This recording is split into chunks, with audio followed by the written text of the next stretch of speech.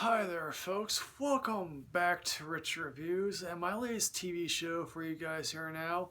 And it's my first attempt to review a Quibi TV series, and it's The Fugitive. Now, granted, you're never going to touch the 1960s TV series, which is the gold standard, and there was a 2000 reboot that starred Tim Daly.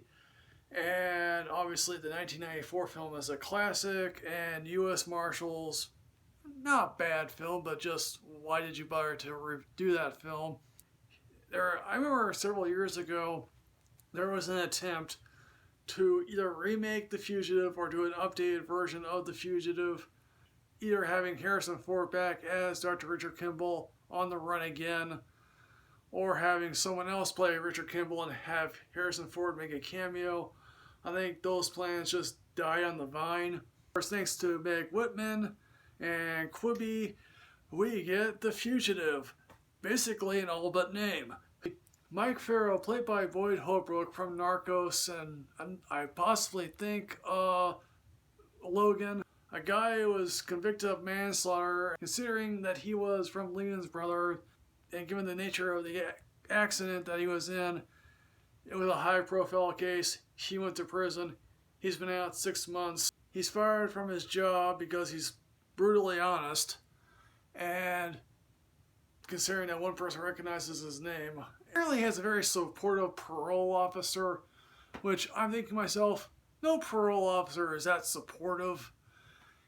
Not in real life, anyway. And then, of course, he has a wife and daughter who I guess he's trying to make right with. And apparently he was in prison for 3 years. Well, considering that Lori Laughlin's going to prison for 2 months for what she did, yeah, that tells you something right there. And basically, what do you know? There's a bombing on the subway. And of course, it's up to Mike to figure out, okay, who is behind the bombing. Now, the second story here is basically, 24 in all but name, with Kiefer Sutherland basically reprising Jack Bauer without it actually being Jack Bauer, considering the fact that he lost his wife in 9/11, and basically he's all rage.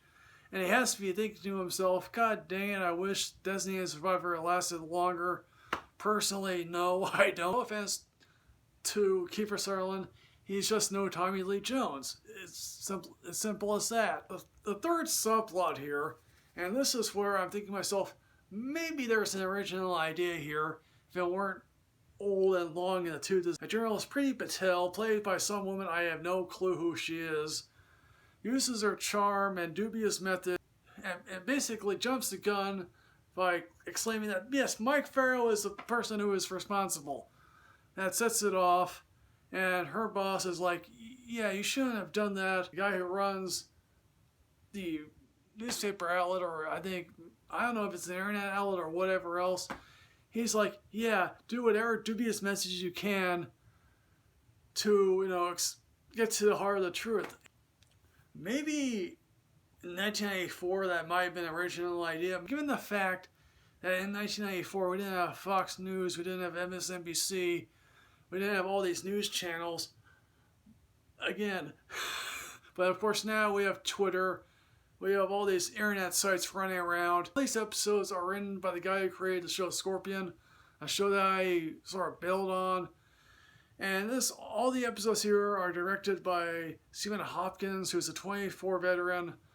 And also, he directed probably one of my more personal favorite films that, granted, I'm probably the only one that actually happens to like this film, this remake of Lost in Space. Yes, I actually happen to like Lost in Space. And also he did one of the Nightmare on Elm Street films. And he also directed Predator 2, which, less said about that film, the better. The thing wraps up in such a neat bow. And yeah, the guy who's behind the bombing has a legitimately sad story. But yes, he committed these bombings.